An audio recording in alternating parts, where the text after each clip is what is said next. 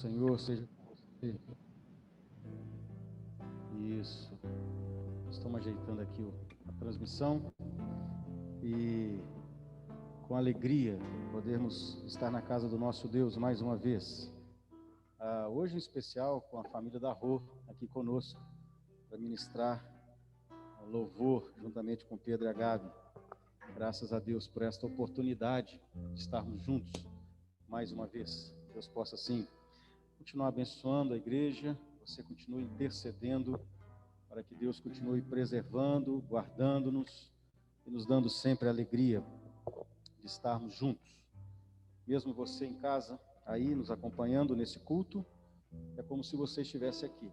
Deus possa aí encher seu coração também de alegria. Nós vamos começar o nosso culto nessa noite, orando a Deus, agradecendo pela oportunidade que Ele nos dá de podermos, estar na face de Deus, na presença dEle, e que nós possamos com alegria deixar todo problema, toda dificuldade, todo pensamento fora do pensamento de estarmos juntos em adoração, e que você possa estar com a sua mente cativa agora. Estamos em um culto a Deus. Vamos entender isso. E vamos tentar, de uma maneira assim, o máximo possível, oferecer a Deus o nosso melhor. Vamos orar nesse sentido? Pai, nós queremos te agradecer por esta noite, pela oportunidade que o Senhor nos dá, ó Deus, de estarmos na tua casa e também, ó Deus, está podendo transmitir esse culto, está podendo compartilhar, ó Deus, com os nossos irmãos. Que o Senhor, ó Deus, possa receber toda a honra, toda a glória, todo o louvor. Se faça presente, ó Deus, em cada casa, cada lar, ó Deus, fazendo com que esse tempo que estaremos juntos, possamos estar todos voltados para esse culto ao seu nome. Abençoe, portanto, o teu povo. Abençoe, ó Deus, cada irmão. Que o Senhor possa alcançar muitas vidas nessa noite, através da nossa plataforma, através do Instagram, ó Deus. Que a palavra do Senhor seja proclamada, ó Deus, que os altos louvores do teu povo cheguem até o teu trono de glória, o teu trono de graça. Nós assim pedimos, nós assim oramos, agradecidos, ó Deus, por esta noite, em nome de Jesus. Salmo 45, vamos ler. Salmo 45, de 1 a 7.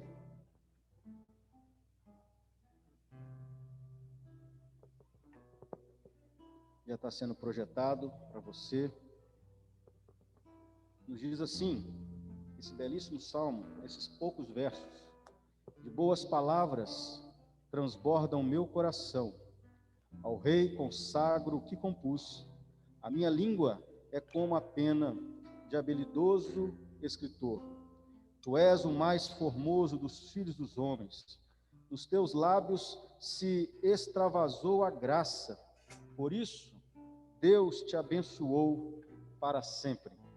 Cinja a espada no teu flanco, herói, cinja a tua glória e a tua majestade, e nessa majestade cavalga prosperamente, por causa da verdade e da justiça, e a tua destra te ensinará proezas. As tuas setas são agudas, penetram o coração dos inimigos do rei, os povos caem submissos a ti. O teu trono, ó Deus, é para todo sempre.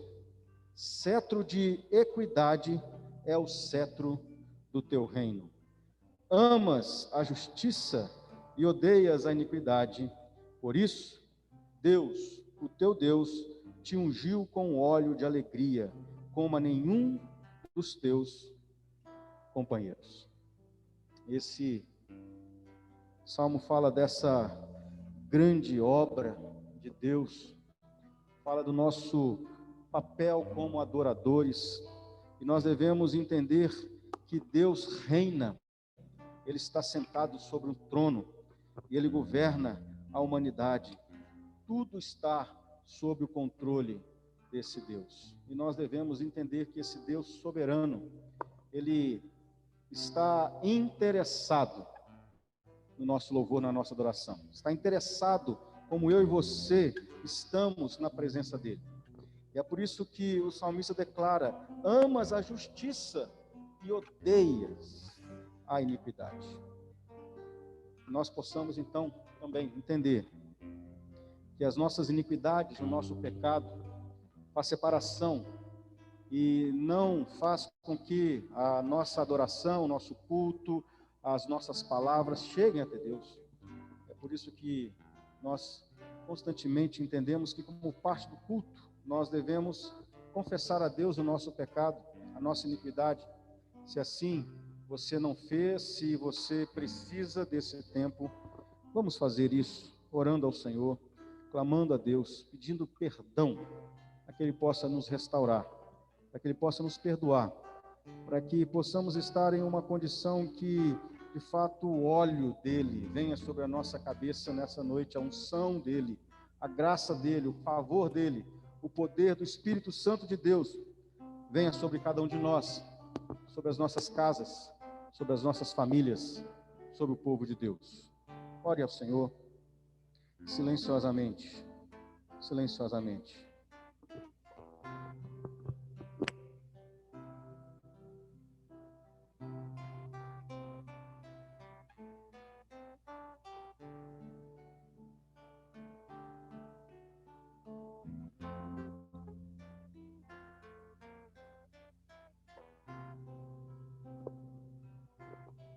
Eterno Deus, nós nos colocamos, Pai, na Tua presença, mais uma vez, quebrantados, ó Deus, humildes, conscientes, ó Deus, de que ainda temos na nossa natureza o pecado, lutamos contra ele diariamente, porque nós queremos, ó Deus, ser como Jesus, santo como Ele é santo.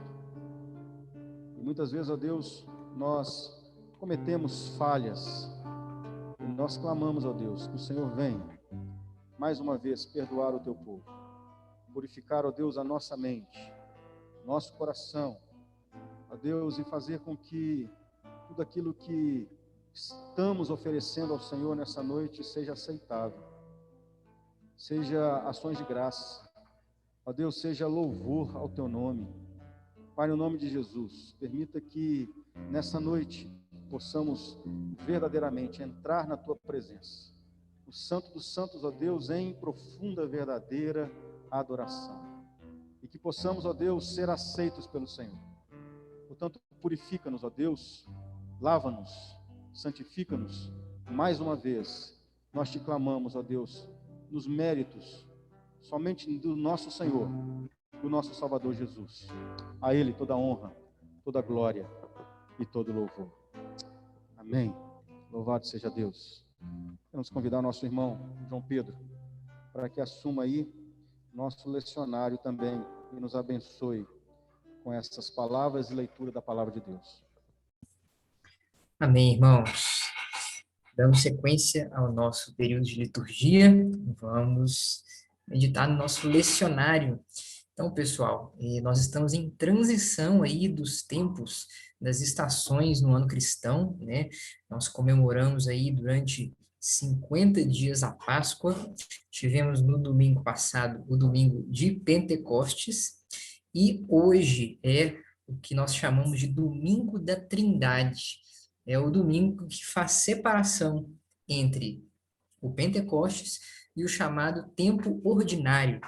O tempo ordinário é um tempo, né, que a gente vai começar a meditar a partir da semana que vem, em que nós meditamos sobre a vida da igreja, né, sobre o chamado da igreja e aquilo que é a nossa missão aqui no mundo, ok? Então, hoje, domingo da Trindade, ok? E a gente vai meditar em Romanos capítulo 8. A gente vai ler dos versículos 12 até o 17. Romanos 8, do 12 até o 17. Eu vou ler aqui e os irmãos podem acompanhar aí junto comigo.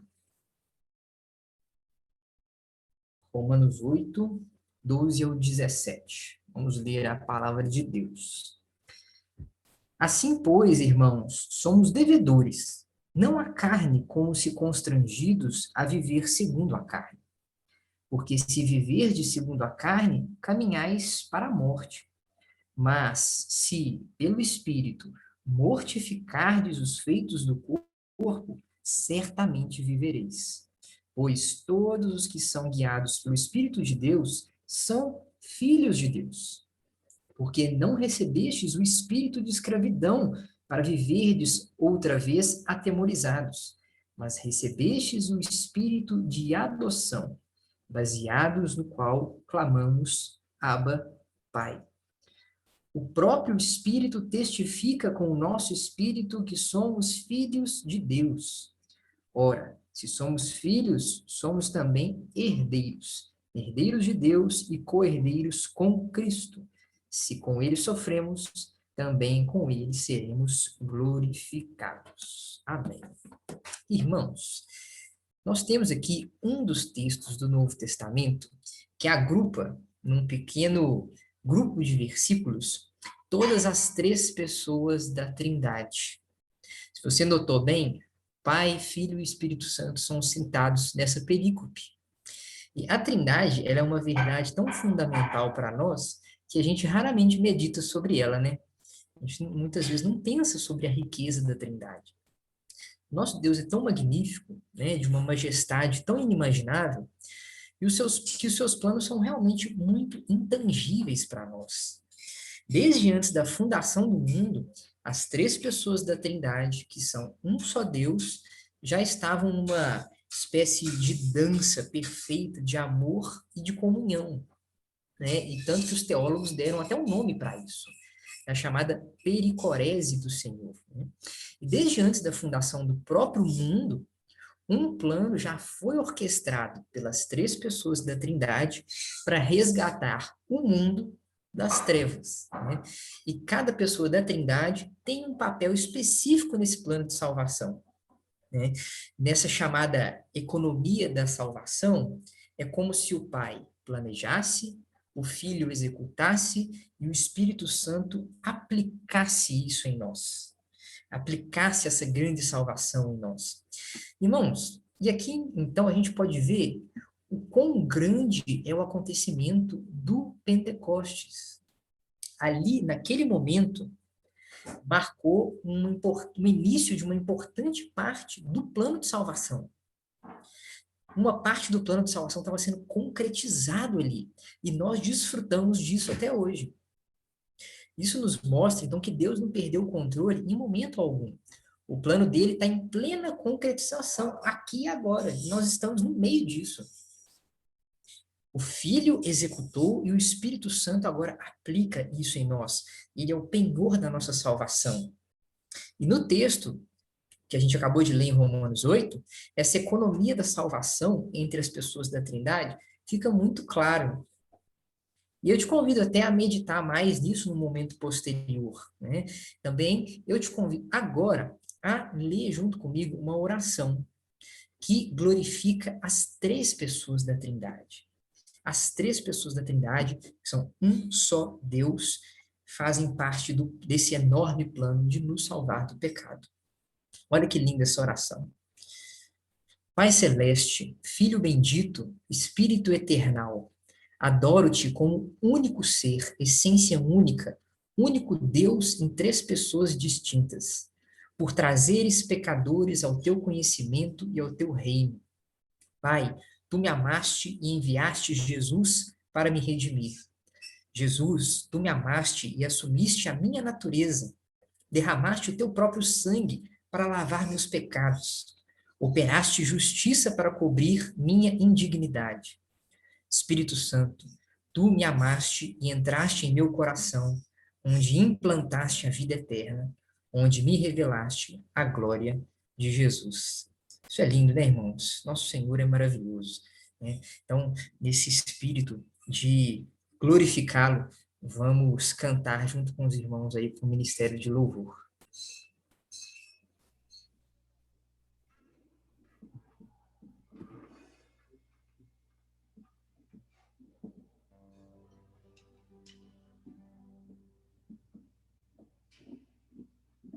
Boa noite, igreja. Graça e paz do nosso Senhor Jesus. Quão bom é poder estar aqui de volta com os membros do Ministério de Louvor. Louvado seja o nosso Deus, que nos permitiu dar este passo, mesmo com todos os cuidados que tem que ter neste momento, a gente poder estar adorando com mais gente aqui na igreja. Então, vamos iniciar esse período de louvor cantando juntos o hino 303, Pendão Real.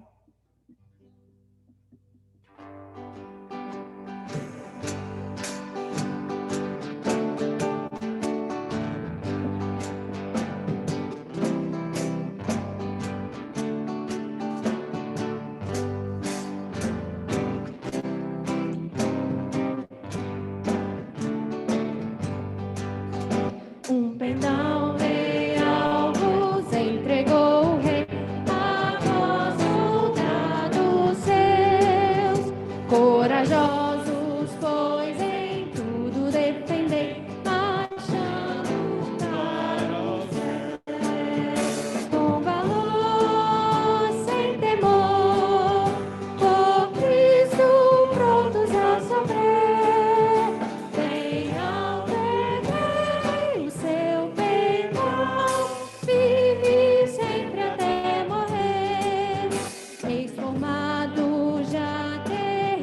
Batalhões do grande usurpador, revelai-vos hoje, bravos campeões, avante sem temor, com valor, sem temor, por Cristo prontos a sofrer.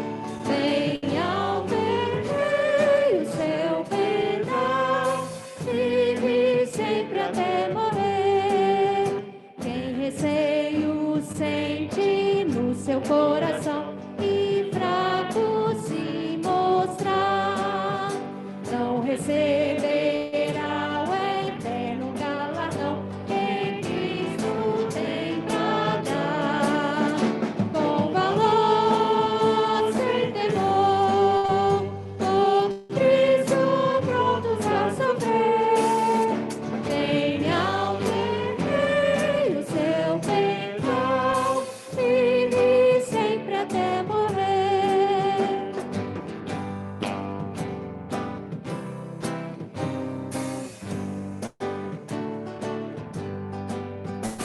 Pois sejamos todos a Jesus fiéis e ao seu leal pendão.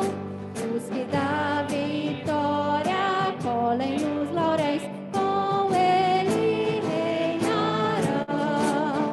Com valor, sem temor, por Cristo prontos a sofrer. Venham ver o seu pendão, vive sempre até morrer.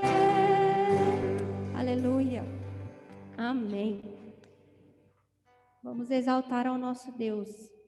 Entramos na presença dele com sacrifícios de louvor, porque ele nos justificou, ele nos libertou do império das trevas, nos transportou para o reino do Filho do seu amor. E nós o louvamos e o bendizemos nessa noite.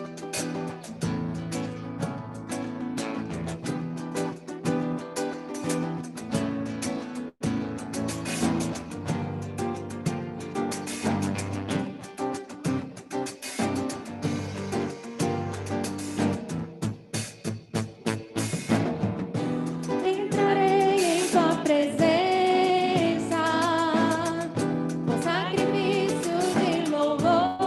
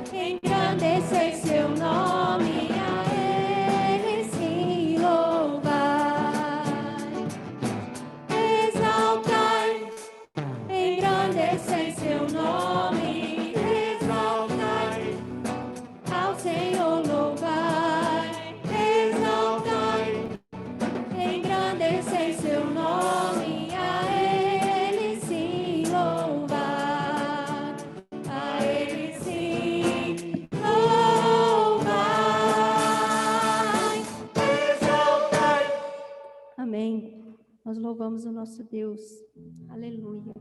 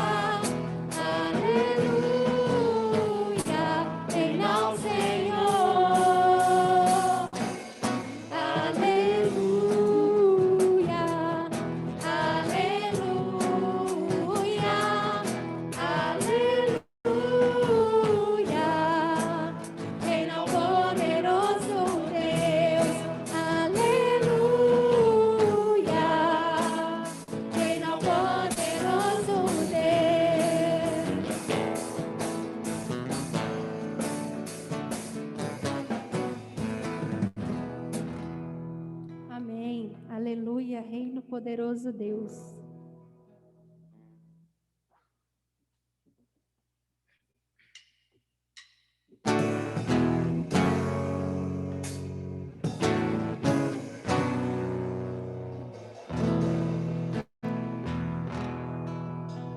O meu coração tem anseio de ver tua glória, enchendo a terra como as águas cobrem o mar, de ver se cumprindo na igreja a promessa que diz: aquele que crê obras ainda maiores fará. O muito que nós temos visto não passam de gotas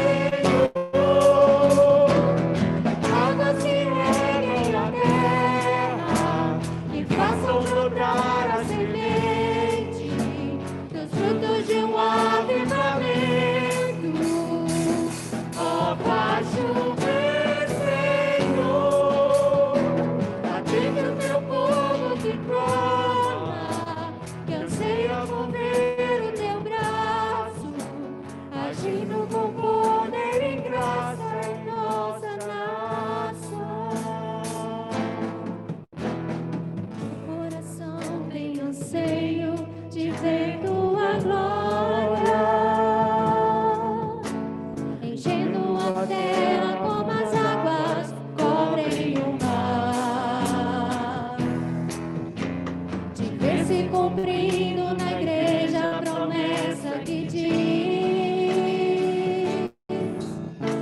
aquele que crê obras ainda maiores fará. O muito que nós temos visto não passam de gotas diante daquilo que podes e queres fazer. Oh, faz chover, Senhor, águas que reguem a terra, que façam brotar a semente, os frutos de um avivamento. Oh, faz chover, Senhor, atende o teu povo que clama, que anseia volver o teu braço, agindo com poder e graça em nossa raça. Oh, faz chover, Senhor, águas que reguem a terra, que façam brotar a semente, os frutos de um avivamento.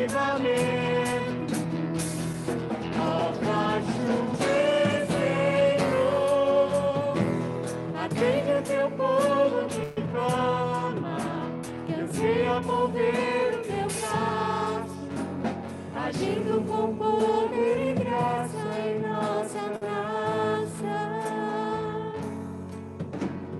Agindo com poder e graça em nossa raça. Agindo com poder e graça em nossa raça.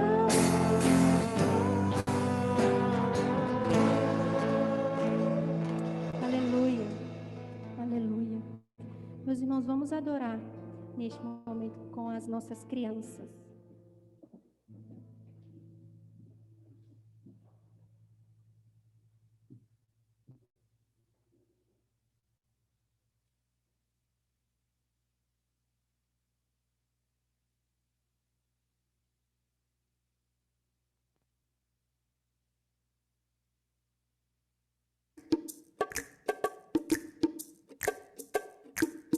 Porque Ele vive, posso crer no amanhã.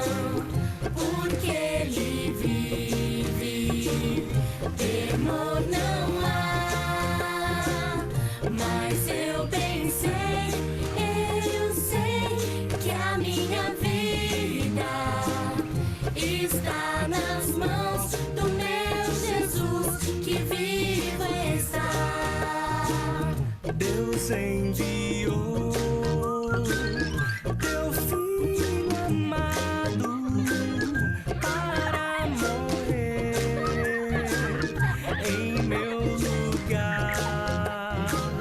Na cruz sofreu por meus pecados, mas o sepulcro vazio está, porque porque Ele vive, posso crer no amanhã.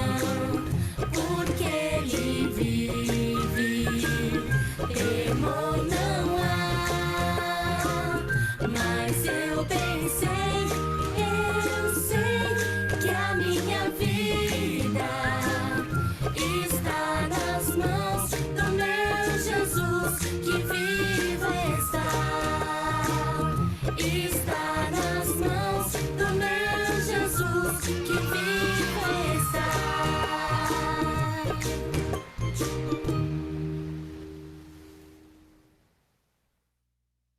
Vamos orar, meus irmãos. Senhor, meu Deus, graças te damos, Pai, por este momento de louvor. Nós te agradecemos, Pai, pela oportunidade de poder adorá-lo, Senhor Deus. Nós te agradecemos, Senhor Deus, pela vida da Igreja Presbiteriana Buritis, por este período de louvor, Senhor Deus, que nós, como comunidade do Senhor, rendemos ao Senhor, Pai, dizendo que o Senhor é Rei sobre todas as coisas, Pai, que o Senhor nos justificou, o Senhor nos perdoou, Pai, que o Senhor é grande e que, Senhor, nós vamos contigo, Pai, até morrer, Pai. Obrigada mais uma vez por este período de louvor, Senhor Deus, em nome do teu Filho amado Jesus. Amém.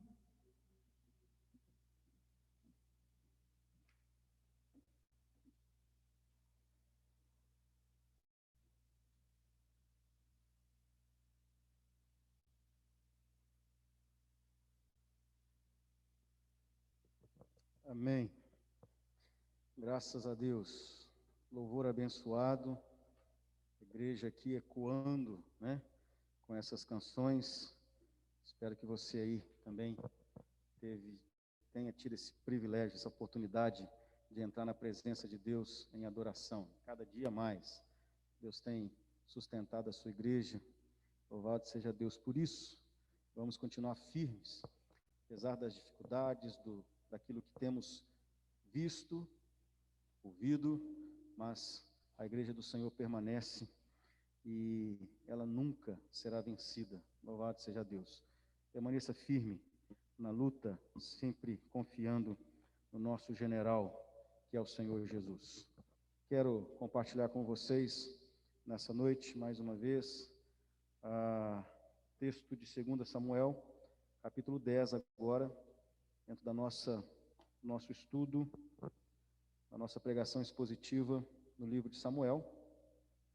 Hoje vamos falar do capítulo 10, os versos de 1 a 19. 2 Samuel, capítulo 10, de 1 a 19. Maus conselheiros podem destruir toda a intenção de bondade.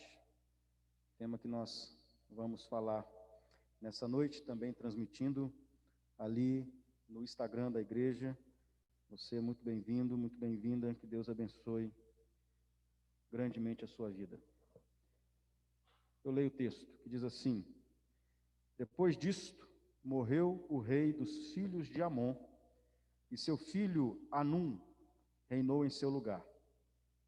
Então disse Davi: Usarei de bondade para com Anum, filho de Naás, como seu pai usou de bondade para comigo. E enviou Davi servos seus para consolar acerca de seu pai. E vieram os servos de Davi à terra dos filhos de Amon. Mas os príncipes dos filhos de Amon disseram ao seu senhor, Anum: Pensas que por Davi haver mandado consoladores, está honrando a teu pai? Porventura não te enviou ele, os seus servos, para reconhecerem a cidade, espiá-la e destruí-la? Tomou então Anum, o servo de Davi, e lhes raspou metade da barba, e lhes cortou metade das vestes até as nádegas, e os despediu. Sabedor disso, enviou Davi mensageiros a encontrá-los, porque estavam sobremaneira envergonhados. Mandou o rei dizer-lhes: Deixai-vos estar em Jericó, até que vos torne a crescer a barba, e então vinde. Vendo, pois, os filhos de Amon, que se haviam tornado odiosos a Davi, mandaram mensageiros tomar a soldo 20.000 homens de pé dos ciros de Bet-Reobe e dos ciros de Zobá, 1.000 homens do rei de Maaca e 12.000 de Tobi. O que, ouvindo Davi, enviou contra eles a Joabe com todo o exército dos valentes. Saíram os filhos de Amon e ordenaram a batalha à entrada da porta. E os ciros de Zobá e Reobe e os homens de Tobi e Maaca estavam à parte no campo. Vendo, pois, Joabe, que estava preparada contra ele a batalha, tanto pela frente como pela retaguarda, escolheu dentre todos os que havia de melhor em Israel, e os formou em linha contra os ciros. E o resto do povo entregou-o a Abissai, seu irmão, o qual se formou em linha contra os filhos de Amon. Disse Joabe: Se os sírios forem mais fortes do que eu, tu me virás em socorro. E se os filhos de Amon forem mais fortes do que tu, eu irei ao teu socorro. Sê forte, pois, pelejemos varonilmente pelo nosso povo e pelas cidades de nosso Deus. E faça o Senhor o que bem lhe parecer. Então avançou Joabe com o povo que estava com ele, e travaram peleja contra os sírios, e estes fugiram de diante deles. Vendo os filhos de Amon que os sírios fugiam, também eles fugiram de diante de Abissai e entraram na cidade. Voltou Joabe dos filhos de Amon e tornou a Jerusalém. Vendo, pois, os sírios que tinham sido desbaratados diante de Israel, tornaram a refazer-se. E Hadadezer fez sair os sírios que estavam da outra banda do rio e vieram a Elã. Soboque, chefe do exército de Hadadezer, marchava adiante deles. Informado Davi, ajuntou todo Israel, passou o Jordão e foi a Elã. Os sírios que puseram em ordem de batalha contra Davi, e pelejaram contra ele. Porém, os sírios fugiram de diante de Israel. E Davi matou dentre os sírios os homens de 700 carros e 40.000 homens de cavalo. Também feriu a Soboque, chefe do exército, de tal sorte que morreu ali. Vendo, pois, todos os reis, servos de Hadadezer, que foram vencidos, fizeram paz com Israel e os serviram. E temeram os sírios de ainda socorrer aos filhos de Amon. Senhor, abençoa-nos nessa noite com a Tua palavra, que ela, de fato, Senhor, tenha endereço certo no nosso coração, na nossa mente, nos ensinando, ó Deus, a como viver debaixo de bons conselhos, como sermos sensatos, prudentes, como sermos também, ó Deus, a cada tempo de dificuldade, possamos aprender a confiar no Senhor, assim como Joabe confiou no Senhor, assim como Davi confiou no Senhor, também nós possamos a cada dia aprender a confiar e a depender do Deus Todo-Poderoso, do nosso Senhor. Abençoe e fala conosco, ó Deus, mais uma vez te clamamos, em nome de Jesus. Amém. Amém. Como eu disse, meus irmãos, nós estamos na sequência do nosso estudo expositivo de 2 Samuel. Semana passada nós tivemos a oportunidade de falar sobre Mefibosete, né? O filho de Jonatas, e o quanto que Deus ali, através de Davi, fez com que Mefibosete fosse honrado, cumprindo assim a aliança que Deus havia estabelecido. E hoje, dentro dessa mesma sequência, nós vamos ver que, da mesma forma como Davi tentou usar de bondade para com Mefibosete, ele também tenta usar de bondade para com o filho de Naás, né? O rei aqui dos Amonitas. E a situação não foi igual. A diplomacia bem intencionada de Davi junto ao novo rei de Amon, deu início a uma nova série de acontecimentos, os quais lhe foram desfavoráveis e devem ter suscitado a questão de ser prudente ou não demonstrar bondade. Esse tema propicia uma ligação óbvia com os acontecimentos que nós acabamos de falar no capítulo 9, quando então Davi demonstrou bondade, né, com o filho de Jonatas. Os amonitas entraram na história no início do reinado de Saul, quando fizeram ameaças cruéis à cidade de Jabes de Gileade. Está lá em 1 Samuel, capítulo 11. mas Davi conseguira estabelecer boas relações com o rei Naás. E então pretendia fazer tudo o que pudesse para permanecer em aliança com ele. A capital de Amon era Rabá, dos amonitas, e é a atual Amã nos nossos dias, né, capital da Jordânia. Já se observou o fato de que, segundo Samuel, não traz nenhum detalhe sobre as brilhantes conquistas de Davi. Nós encontramos muito isso em crônicas, mas em Samuel nós não encontramos grandes manifestações das conquistas, das vitórias, das lutas de Davi. Nem é explorada a sua capacidade como, então, perito em táticas militares, que era o caso de Davi e também dos seus generais. Pergunta-se, portanto, por que se deveria destacar esse feito em particular, que pertence ao período do sucesso de Davi, se ele poderia desfrutar suas conquistas e descansar um pouco depois da sua longa e cansativa campanha.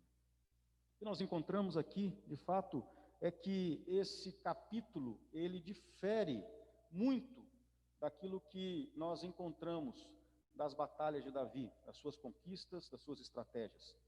Mas é interessante perceber que nesse momento aqui é importante ressaltar que Davi está tentando demonstrar bondade, porque o seu reino havia estado ali vivendo um momento de tranquilidade.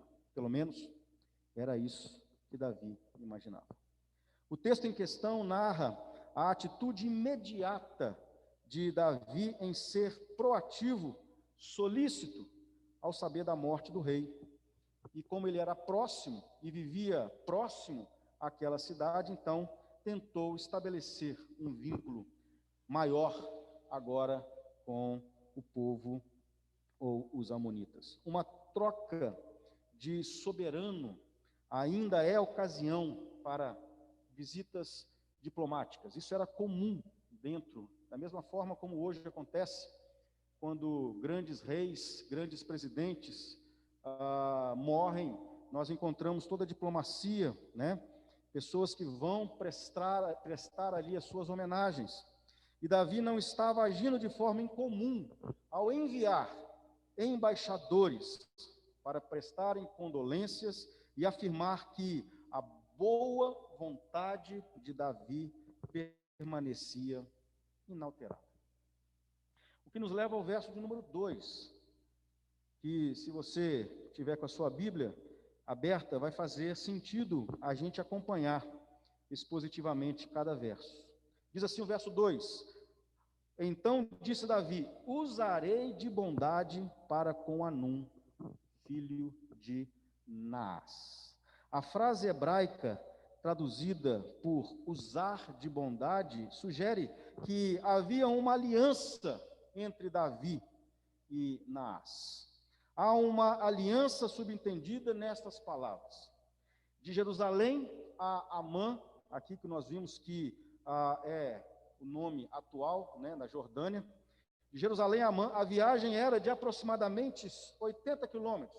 Eram quase que cidades vizinhas. O relacionamento de amizade entre Davi e Naás, rei de Amon, pode ter sido firmado durante o período em que Davi fugia de Saul. E Davi andou naquelas terras dos Edonitas, dos Moabitas, dos Amonitas, dos Filisteus. Davi, provavelmente, nesse período, possa ter feito algum tipo de aliança, e Davi era muito bom em cumprir as suas promessas. Davi era um homem de honra, de palavra, um homem que cumpria aquilo que ele prometia. Entretanto, essa bondade de Davi se transformou em ódio pelos maus conselhos dados ao rei amonita e uma atitude humilhante. Maus conselhos fizeram com que a tentativa de bondade, de vínculo entre Davi e os filhos de Amon acabassem em grande tragédia. Portanto, meus irmãos, os maus conselheiros frequentemente levam as pessoas a sofrerem consequências terríveis. No caso de Davi, em primeiro lugar, interpretaram mal o sentimento de Davi. Está aí no verso de número 3. Ofenderam, em segundo lugar, os mensageiros. Está aí nos versos 4 e 5. E ganharam a inimizade de Davi, que estava ali conquistando todo o território, todas as províncias, expandindo o reino de Israel. Então, fizeram com que houvesse inimizade. Em terceiro lugar, provocaram uma guerra inútil.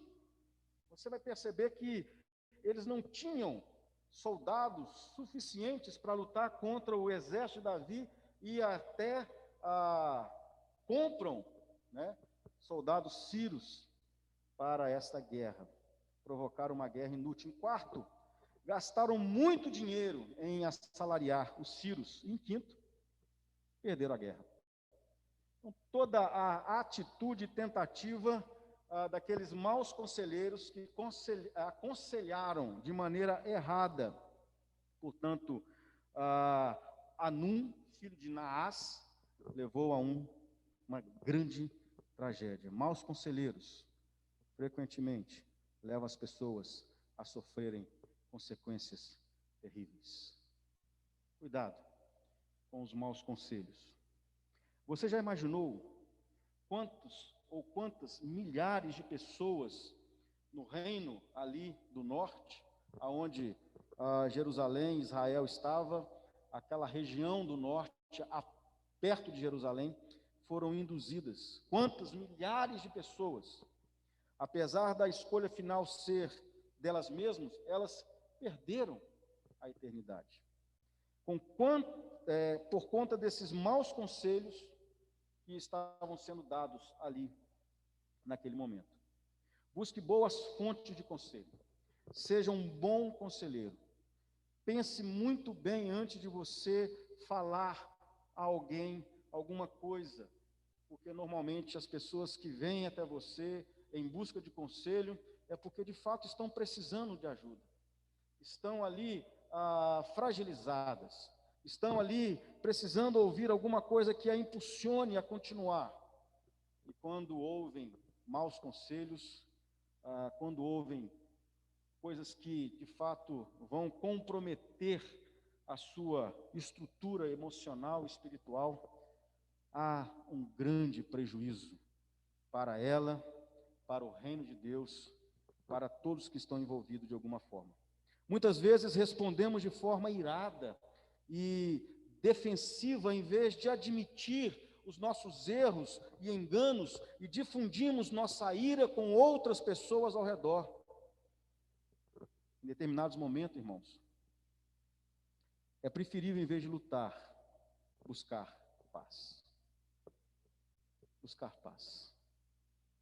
Vamos tomar cuidado para não cair nos enganos, a não sermos levados por ira, por sentimentos que comprometem o nosso compromisso com Deus, uns com os outros, porque somos conselheiros, somos pessoas portadoras de boas ideias, notícias, mensagens, pensamentos.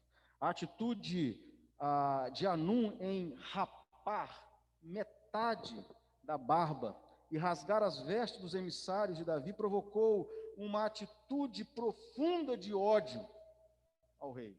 O rei que estava vivendo em paz, demonstrando bondade aos povos, de repente foi cutucado com uma atitude, porque aqueles emissários representavam o rei, eram embaixadores do rei, e ao fato e sofrendo aquelas ações, imediatamente isso comprometia também Davi nessa questão.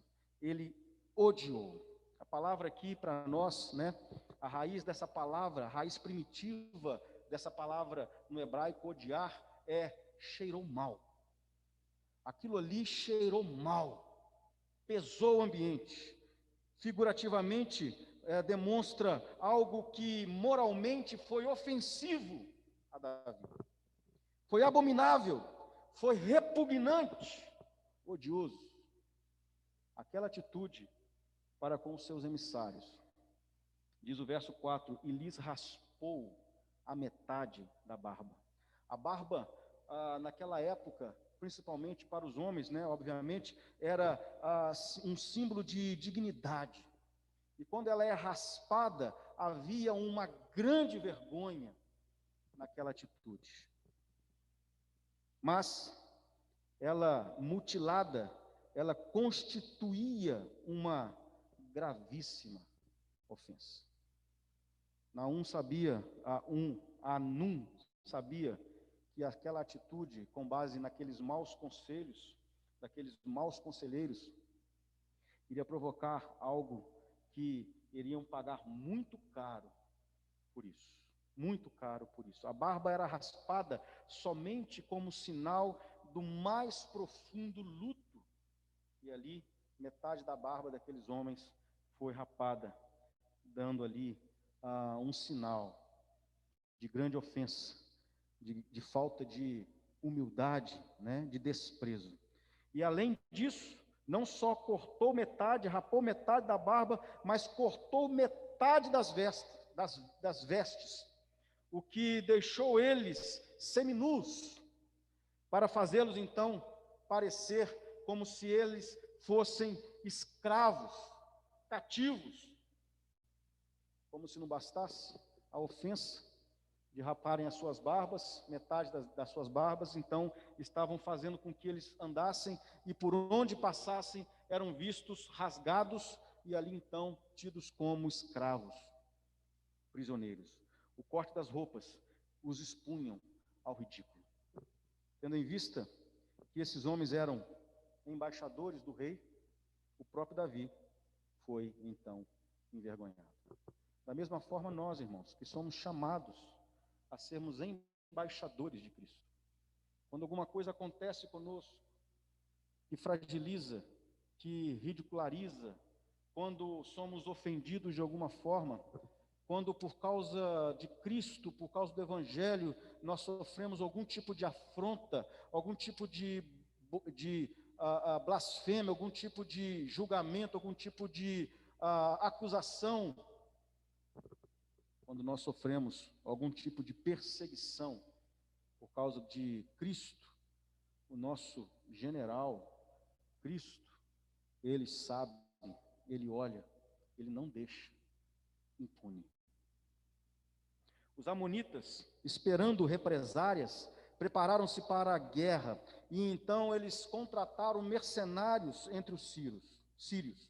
Isto é, o mesmo povo que Davi havia conquistado, está lá em 2 Samuel capítulo 8, 2 capítulos antes, nós podemos ver claramente que Davi havia dominado todos eles, né? Desde Hadadezer, filho de Reobe, derrotou, Davi foi conquistando todos os povos, Davi foi conquistando não só a Síria, como também Moabe, como também os filhos de Amon, dos filisteus, de Amaleque, e os despojos todos, Davi havia conquistado, Davi já havia vencido esses povos, e tentando estabelecer paz.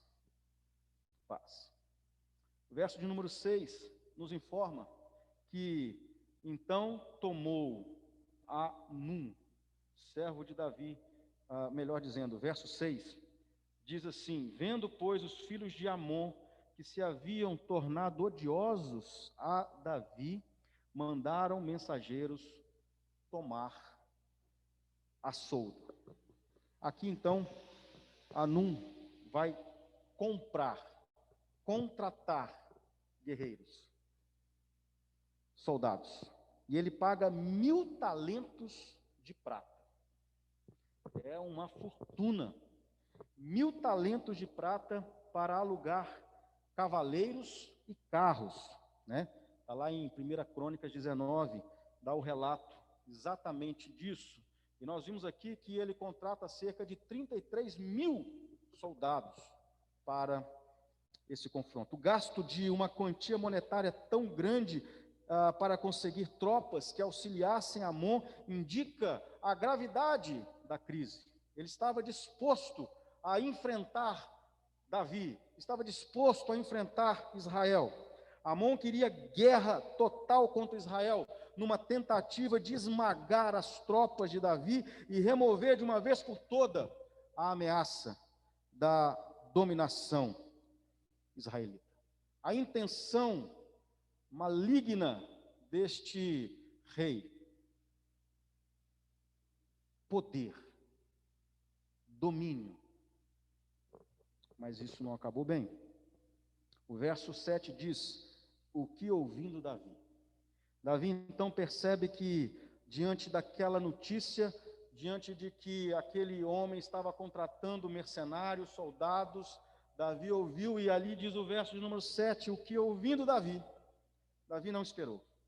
Quando tomou conhecimento, Davi responde com rapidez à humilhação e descaso com sua oferta de amizade, dentro de uma linguagem que ele conhecia muito bem: guerra.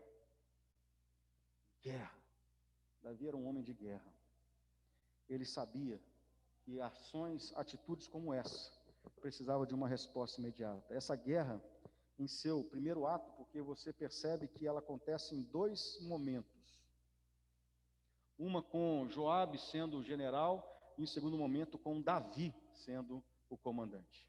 Essa guerra, no seu primeiro momento, no seu primeiro ato, seria, portanto, protagonizada pelo seu general Joabe, e como ator coadjuvante, o seu irmão Abissai. Dois guerreiros notáveis. Abissai era um dos 3 guerreiros de elite de Davi. Dentre os 30 valentes, Abissai era um dos 3 cabeças. Esse homem, ele diz a Bíblia que ele, com a sua lança, feriu 300 homens. Então nós estamos falando de algo extraordinário. Como eu disse, se fosse um filme, né, sobre essa guerra, Joabe com certeza ia ser o ator principal, mas o seu irmão Abissai não ia ficar atrás. A história bíblica mostra que Joabe era um comandante muito habilidoso e influente em Israel. Ele venceu muitas batalhas à frente do exército de Davi, como contra a Síria, Amon, Edom. Joabe se tornou o comandante-chefe de todo o exército de Israel quando os israelitas tomaram Jerusalém. E que àquela altura, aquela fortaleza não chamava Jerusalém, né? Era dos jebuseus, então chamava Jebus. Nós já falamos sobre isso em outro momento. Está lá em 2 Samuel, capítulo 5. Naquele tempo, Davi já reinava sobre todas as tribos de Israel. Então, quem foi Joabe? Em primeiro lugar, um conselheiro. E como nota de rodapé, aqui para nós podemos encontrar Joabe, que ele tinha um caráter bem curioso, que alterava atitudes nobres com atitudes, no mínimo, questionáveis. Sem dúvida, ele teve uma participação inegável no estabelecimento e consolidação de todo o reino de Davi. Joabe também se mostrou um tanto quanto conciliador quando tratou de pacificar o relacionamento entre Davi e Absalão. Nós vamos ver isso para frente. Está lá em 2 Samuel, capítulo 14. Quando Davi também propôs realizar o censo do povo, Joabe também tentou fazê-lo desistir daquela ideia que, de tão ruim, causou também uma tragédia no meio de Israel. Nós vamos ver isso lá no capítulo 24. Portanto, Joabe era, além de um grande homem, de um grande guerreiro, de um excelente general, também era um conselheiro. E aconselhava Davi. Mas nesse momento, diante do ocorrido, é ele que assume prontamente, né? Nós podemos ver isso nos versos de 9 a 12, como então Davi aciona o seu general. Verso 9, vendo, pois, Joabe, que estava preparada contra ele a batalha, tanto pela frente como pela retaguarda, ele escolheu dentre todos os que haviam de melhor em Israel e os formou na linha de frente contra os sírios. Joabe, general de Davi, ele então assume a sua posição estratégica. E sabendo que havia um exército na retaguarda, e havia um outro exército, os amonitas na retaguarda, e na sua frente os sírios. 33 mil homens contratados, mercenários, assassinos, guerreiros profissionais. E Joabe simplesmente cria uma estratégia. Ele seleciona do exército dos valentes. Presta atenção, ele não levou todo o exército. Davi depois vai ter essa função. Mas Joabe aqui, ele pega e percebe aqueles homens, milhares ali na sua frente, ele faz uma linha de defesa, ele seleciona os seus valentes e coloca em linha na frente daquele grande exército, e na sua retaguarda ele coloca o seu irmão Absai, juntamente com os outros valentes, e diz assim: olha, eu vou contra os sírios, se os sírios derem contra mim, e você me ajuda, e se os amonitas derem contra você, e você estiver perdendo a guerra, eu vou até você, e no meio entre eles, o espaço em que eles estavam defendendo.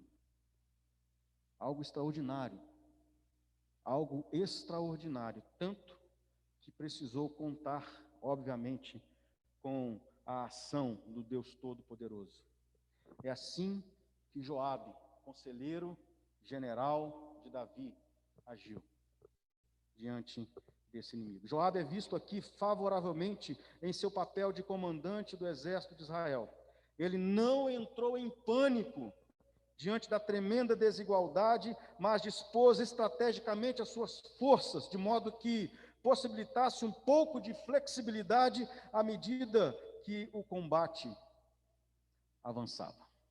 E era como se ele fosse derrotando linha a linha e avançando e deixando com que houvesse um espaço para que, se ele precisasse de apoio, o seu irmão, junto do seu exército, viesse ao seu auxílio. Além disso, ele assumiu a tarefa mais difícil, comandando a pequena força especial contra os sírios, enquanto permitia que seu irmão, Absai, lutava contra os amonitas. E eles concordaram que cada um reforçaria o exército do outro, caso houvesse necessidade. Uma estratégia muito bem montada. Uma área preparada para combate. Os motivos era resgatar a honra daqueles homens que foram humilhados e, consequentemente, o rei, que tentava estabelecer bondade, que tentava ser bom, generoso, misericordioso, e que, por maus conselhos, ali dos amonitas, criou-se todo esse cenário de guerra. Como que um mau conselho, meus irmãos, pode trazer tragédias incalculáveis.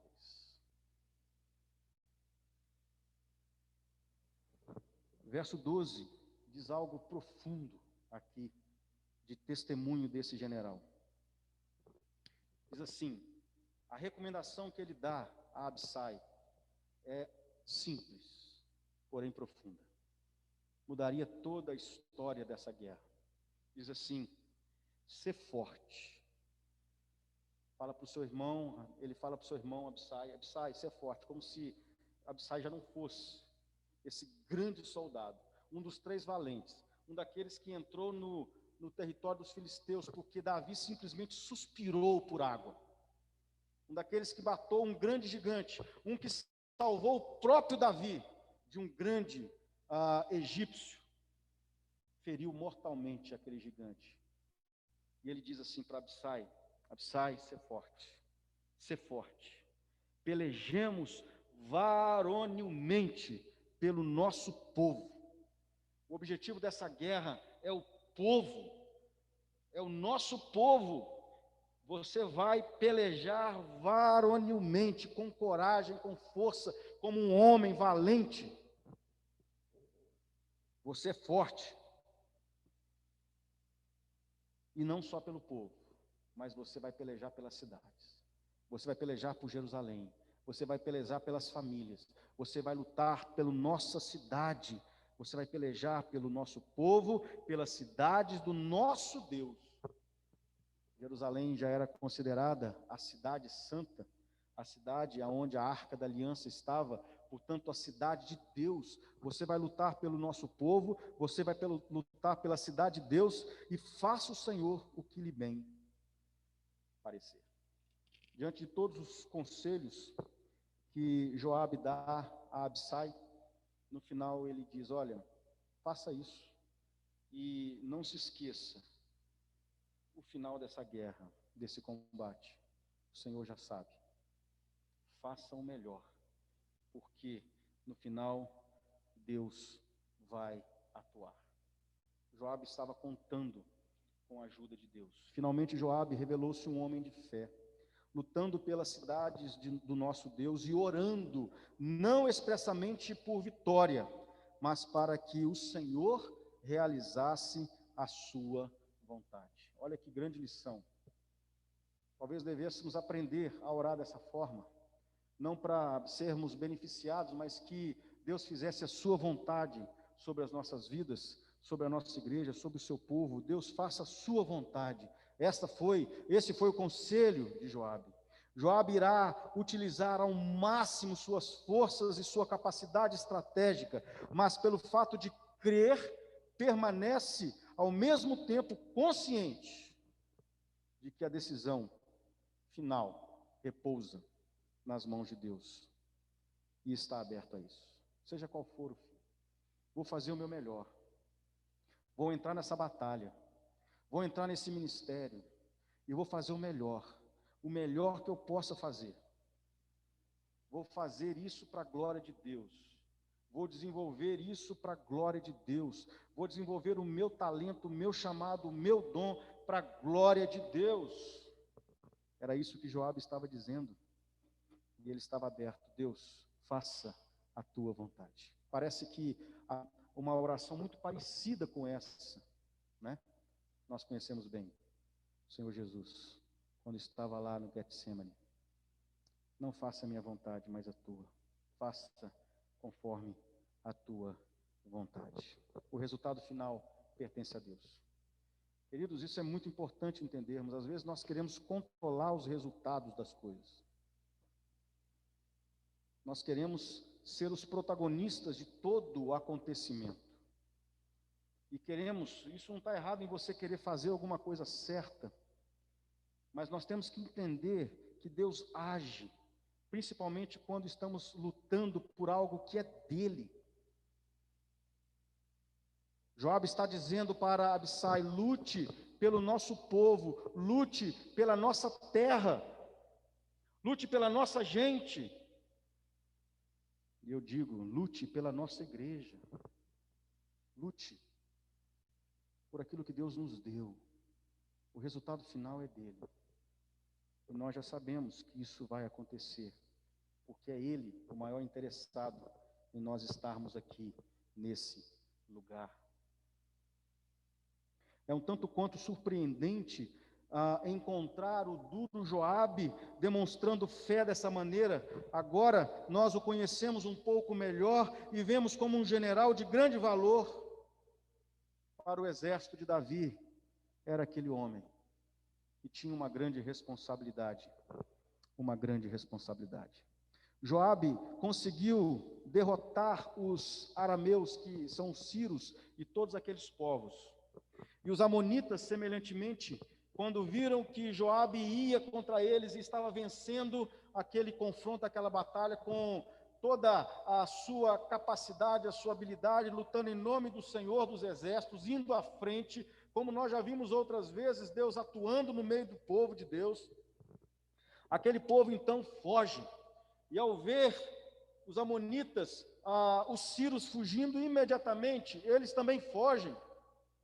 O quanto o combate havia então se encerrado. Abandonaram a luta.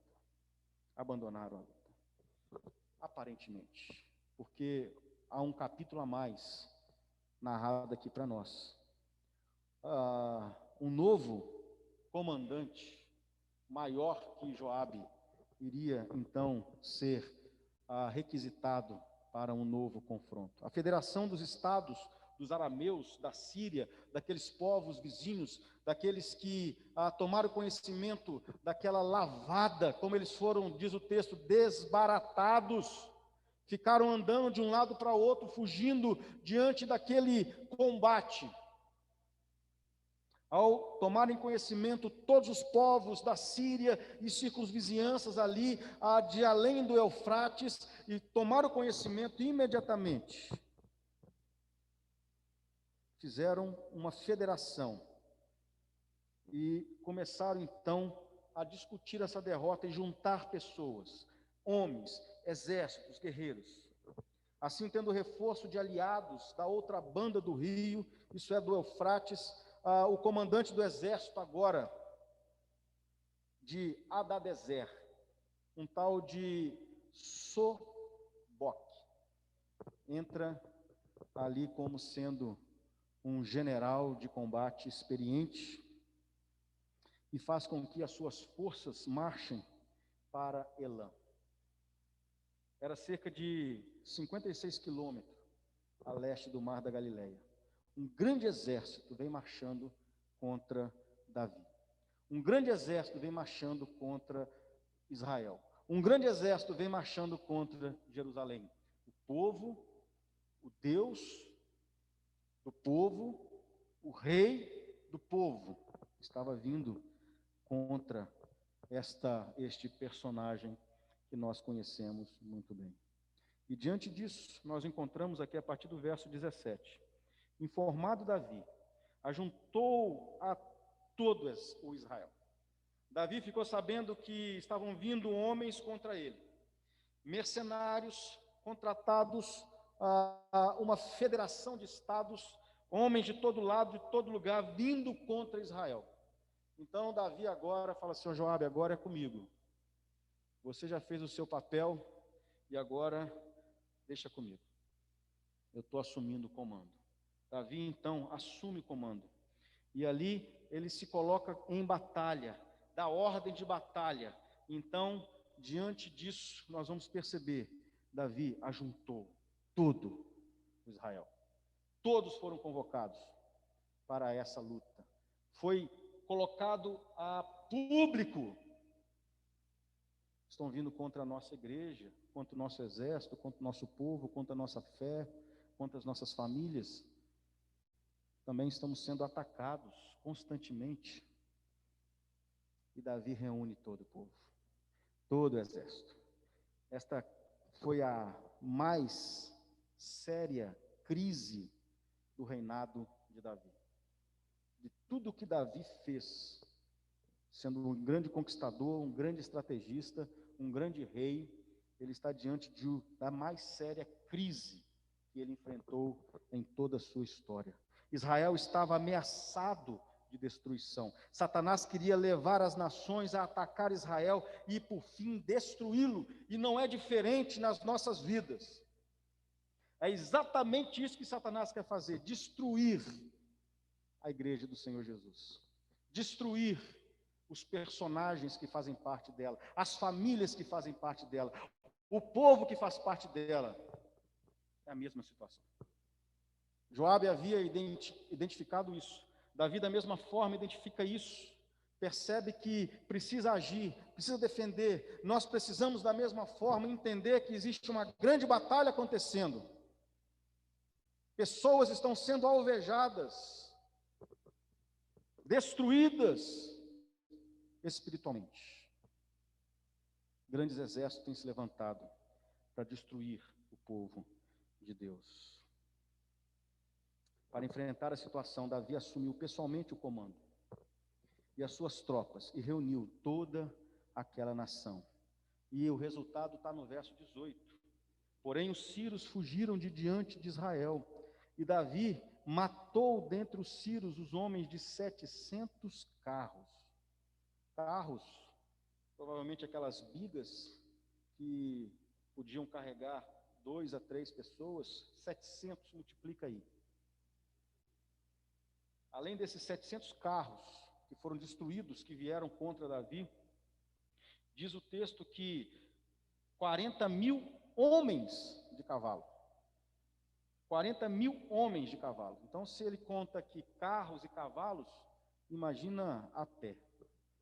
Quantos que vieram e quantos que Davi não matou. Também feriu a Sodoboque, o grande general, chefe do exército, de tal sorte que ele morreu ali. Fugiram. Foi uma derrota esmagadora, da qual os inimigos de Davi não conseguiram se recuperar durante todo o resto do seu reinado, nem durante o reinado de Salomão. Eles não conseguiram se recuperar, aqueles povos. Feriu a Soboque, chefe do exército dos sírios. E naquele tempo, meus irmãos, os comandantes, eles lutavam junto com seus homens. Se expunham, né? Estavam se expondo aos mesmos perigos. E frequentemente nós encontramos nas narrativas bíblicas que eles acabam partilhando da mesma sorte, sendo mortos. O que aconteceu com o rei Acabe, que foi morto em batalha contra os sírios, está lá em 2 Reis, 1 Reis 22, perdão.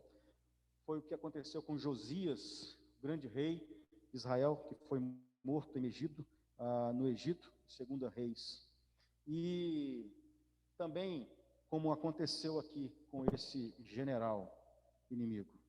O resultado dessa batalha foi tão significativo pelo comando de Davi, pessoalmente ao exército, como a vitória retumbante contra os carros e a cavalaria inimiga, a ponto de ferir mortalmente, não só eles, quanto os seus comandantes. Não apenas os amareus, né, ou arameus, mas também todos os seus aliados agora se sujeitaram a Davi, passaram a servir a Davi, passaram então a ter Davi como seu líder, governando as suas terras. Isso significava que as tribos israelitas consolidadas tinham subjugados poderosos estados dos arameus, dos sírios, ou seja, daquela federação toda, desde o leste ao norte, garantindo todo o controle principal das rotas comerciais, né, e que ligavam ali o Egito, a Arábia, a Síria e outras regiões. Toda aquela região agora pertencia a Davi, estava sob comando de Davi. As rotas comerciais para se fazer as negociações, tudo sob controle de Davi.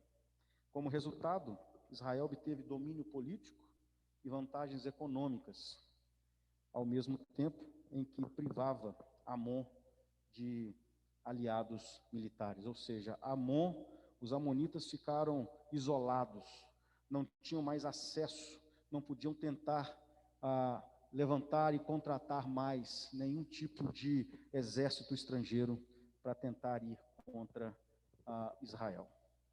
Deus transforma toda a intenção da maldade que vem contra nós em bênçãos, e elas são compartilhadas. Deus se levanta. Quando o povo de Deus começa a ser perseguido, quando o povo de Deus começa a ser afrontado, quando o povo de Deus começa a perceber que está sendo iludido com maus conselhos, Deus assume e entra e estabelece bênção para aqueles que permanecem fiéis. Deus estabelece bênçãos para aqueles que permanecem fiéis. Transforma toda a intenção de maldade, os maus conselhos, em bênçãos, e elas são compartilhadas com todo o povo. Finalizando, irmãos, os países que se arregimentaram contra Israel, eles todos foram humilhados, e os esforços para esmagar Davi serviram apenas para aumentar o seu poder e o seu prestígio. Nenhuma arma dirigida contra Deus ou contra o seu povo pode prosperar. Nenhuma arma dirigida contra Deus ou contra o seu povo pode prosperar. Pode haver períodos de provação, Pode haver períodos de dificuldades, como nós estamos vivendo, né? Mas a causa de Deus emergirá vitoriosa de todas as provações. Louvado seja Deus. Deus faz isso com o seu povo, Deus faz isso com a sua igreja, Deus faz isso com aqueles que permanecem fiéis a Ele. Davi foi bem sucedido porque confiou em um poder mais que humano. Amon buscou a ajuda da Síria, mas Davi buscou a ajuda de Deus. O povo de Deus pode pensar às vezes que precisam confiar no poder e nas influências mundanas para realizar sua tarefa com êxito. Contudo, muitas vezes prejudicam os seus próprios objetivos por meio de alianças profanas. Devemos buscar no Senhor, devemos confiar no Senhor. Quando Israel enfrentou pela primeira vez a grande coalizão de potências contra si, muitos corações se encheram de temor, mas quando o conflito terminou, foram os inimigos de Israel que tiveram razão para temer. Dura coisa é cair na mão do Deus vivo, assim nos diz a palavra de Deus. Os sírios, eles descobriram que ao se esforçarem para ajudar Amon contra Israel, entraram numa batalha perdida, pois eles estavam, na verdade, lutando contra Deus. Igreja, nós fazemos parte desse exército de Deus. E por mais que em muitos momentos parecemos ser poucos, eu tenho certeza que há aqui valentes, que se colocam em uma atitude corajosa, em linha de frente do inimigo, não se preocupando com a retaguarda, porque sabem que tem pessoas que estão ali garantindo a sua retaguarda, em oração, permanecendo firme, às vezes não totalmente na linha de frente, mas na retaguarda também, fazendo o seu papel, orando, intercedendo para que haja êxito, mesmo que os inimigos sejam numerosos, as desvantagens numéricas, e você olha assim, isso nunca vai acontecer. Deus está lutando. Nós estamos lutando a luta e a guerra de Deus. Não tem como sair perdedor disso. Você precisa entender isso. Aplicação aqui para nós fecharmos a nossa palavra nessa noite. Em primeiro lugar, que Deus nos ajude, né, a sermos bons conselheiros. Em vez de você dar um mau conselho para alguém que está desanimado ou que não está tão conseguindo manter a sua presença, o seu foco, a sua concentração, em vez de você tentar persuadi-lo com outros conselhos errados, seja um bom conselheiro, ajude essa pessoa a achar novamente a direção, busque conselhos em homens ou lugares em que haja temor do Senhor. Nós já somos rodeados de tantos conselhos errados pela internet, pela mídia, pelas notícias, pelos noticiários. Tanta gente, você é monitorado, você lê tudo, e todo mundo parece conhecer de tudo, saber de tudo, dando maus conselhos às pessoas, onde nós deveríamos estar buscando pessoas sensatas, equilibradas, tementes a Deus, que de fato conhece o plano soberano de Deus para nos aconselhar, para nos ajudar. Em determinados momentos de nossa vida, vamos ter que abrir mão da luta para acharmos paz. No ano passado eu finalizei o culto mostrando um trecho do filme de Paulo. Impressionante. Você deve assistir esse filme. Você deve assistir esse filme, está na Netflix. Em que diante de todas as afrontas, as ameaças, as torturas, o ódio, o rancor, O único conselho que aquele homem dava é: o amor é a causa de tudo. O amor é o mais importante. Foi o que Jesus nos ensinou.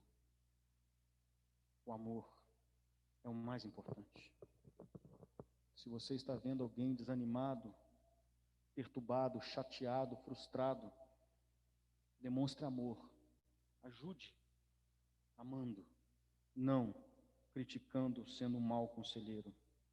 Bons conselheiros procuram sempre serem conciliadores e pacificadores. Nunca o contrário. Nunca tentar ir para os extremos. É assim que um bom conselheiro age. Ouça conselhos de quem não entra em pânico. O que aconteceu com Joabe. Não entram em pânico facilmente. Estes são experimentados e confiam nas estratégias sobrenaturais de Deus. Joabe estava confiando em que Deus iria, dentro da sua estratégia humana, havia também um direcionamento sobrenatural de Deus, porque Deus estava ali naquele confronto, e ele estava sabendo que o resultado final cabia a Deus e não a ele. Não entra em pânico facilmente. Mesmo diante da circunstância, mesmo diante dos inimigos à sua frente, mesmo diante dos obstáculos, não entre em pânico. Entenda quem é que está lutando essa guerra. Quem é o Deus da sua vida? Quem é que você serve? Quem é que você obedece? Quem é que você ama? Quem é que você adora? Entenda isso. Confie. O nosso general é Cristo. E ele assumiu o comando. Ele assume, melhor dizendo, o comando quando as coisas ficam fora do nosso controle. Nosso general é Cristo. Davi tinha o seu general Joabe, mas em determinado momento ele assume o comando. E assim também, igreja, acontece conosco. Quando nós agimos com aquilo que é as prerrogativas nossa, como líderes, conselheiros, pastor, presbíteros, diáconos, assumimos a prerrogativa, com temor de Deus, de conduzir o povo de Deus, tomando decisões que nem sempre são fáceis, e muitas pessoas podem não gostar, e por isso até nos deixarem.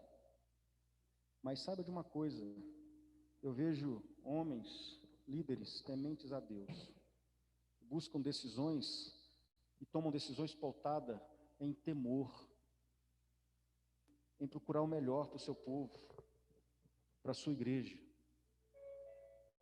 que se sacrificam para criarem estratégias, planos, projetos, e a igreja está atuando, está acontecendo, e muita gente aí achando que não está acontecendo nada.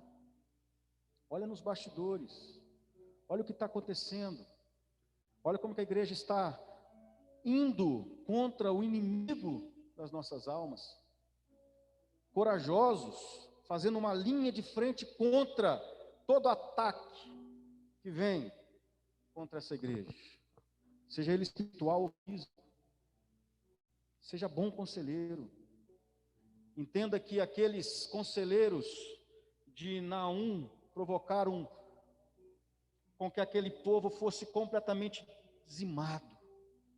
E assim Deus também age com justiça quando nós somos ofendidos, humilhados. Quando algum inimigo vem e nos coloca numa atitude de humilhação,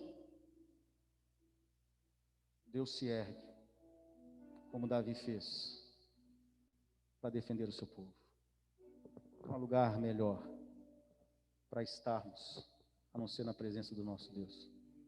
Confie nele. Confie que tudo isso está no controle de Deus. Nós vamos sair disso mais fortes. Nós vamos sair como valentes. Nós vamos sair com fibra. A oração de Joabe foi: ser forte, lute varonilmente, porque o resultado final pertence a Deus, mas faça o melhor que você puder, o melhor que você puder para Deus. Deus vai só continuar a sua história. Enquanto nós fizemos parte dessa história, dessa igreja, Deus está, irmãos, no comando e no controle. Ele é o nosso general. Feche os seus olhos e vamos orar. Vamos clamar ao Senhor. Pai, nós, diante da Tua palavra, Deus, nós nos curvamos. O Senhor é o nosso Deus soberano. Ó Deus, nós estamos nesta batalha, nessa luta, ó Deus, sabendo que existe um inimigo que é forte, que é talentoso, que tem muita experiência, que se levanta, ó Deus, contra a igreja de Jesus. Mas, ó Deus, nós encontramos na Tua palavra preciosidades como que a igreja que avança contra o reino das trevas. É o Senhor que nos defende, nos protege quando o Senhor quer. Se o Senhor não quiser também, não vai fazer diferença, porque nós permanecemos crendo em um Deus que está no controle das nossas vidas, está no controle dos nossos pensamentos, dos nossos desejos mais profundos, está no controle dos projetos que nós temos orado e crido que Deus está abençoando, está direcionando a Tua igreja. Nós cremos também que Deus está purificando o Seu povo, peneirando mesmo, para que permaneça só valentes, que não tem medo de enfrentar, de combater, de permanecer fiel em oração, de permanecer fiel aprendendo a palavra de Deus, de permanecer fiel conhecendo a Jesus, de permanecer fiel participando da adoração, do culto a Deus. Só valente, só valente. Queremos, ó Deus, ver a obra do Senhor realizada. E para isso nós dizemos: eis-nos aqui, eis-me aqui. E você também diga isso: eis-me aqui, conta comigo, conta comigo. Vamos até o fim, vamos até o fim. Deus vai fazer uma obra extraordinária, para nós vermos, para os nossos filhos verem, para esse bairro ver, para o mundo espiritual ver, vidas sendo salvas, libertas, transformadas, bons conselhos saindo das nossas bocas, fazendo discípulos. É isso, é isso, é isso que nós queremos, é isso que nós pedimos a Deus. O resultado final pertence ao Senhor. Nós só queremos ser como Joabe, como Abissai, como Davi. Lutar, lutar, lutar, lutar pelo Senhor. Ajuda-nos, ó Deus, a sermos esse povo eleito que não quer nada, mas um povo guerreiro, aguerrido, preparado, pronto, para que o amor prevaleça nos nossos corações, para que bons conselhos surjam dos nossos corações, porque a boca fala daquilo que o coração está cheio. Que nosso coração esteja cheio de amor, cheio de misericórdia, cheio de graça, cheio de bondade, para que possamos servir ao Deus Todo-Poderoso. A Ele nós servimos, a Ele nós adoramos. E que a graça maravilhosa do nosso Senhor e Salvador Jesus, o amor de Deus, o nosso Pai, a comunhão do Espírito Santo de Deus, seja com cada um de nós, com cada família da IP Buritis, com cada pessoa que tem o desejo de atuar dentro do seu ministério, com cada um que, ainda que fraco, está disposto a andar a segunda milha, hoje e para todos sempre, em nome de Jesus. Amém. Amém. Liga a sua câmera. Dá uma olhadinha aí no guerreiro que está do seu lado, valente, nos valentes que estão aí ao seu lado.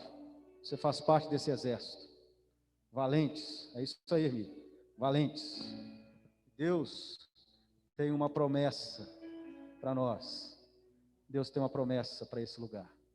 Louvado seja Deus. Abre a sua câmera. Vem para cá para vocês tirarem foto aqui, ó. Família Prote. Família Fernandes aqui. A Gabi está preparando ali. Venham para o palco. Deus possa continuar abençoando a nossa igreja. Sempre. Quando quiser, João, Gabriel, vem para cá, Gabi. Tá bom, olha lá. Eles estão vendo lá na telinha lá, ó. Isso. Vamos lá. Manda aí, João. 1, 2, 3 e... Um minutinho, deixa eu ver se deu certo.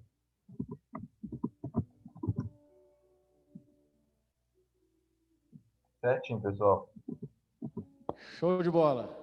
Deus abençoe vocês. Boa semana. Amanhã começamos a semana 6h30. Boa semana, meus irmãos. Pessoal, boa semana. Semana abençoada para todos vocês. Fiquem com Deus. Fiquem com Deus. Amém. Boa semana. Pastor, qual que é o nome do filme? Aqui, amor. Paulo. Netflix. Benção Tá bom. demais. Ah, sim. É, porque não deu para te ouvir.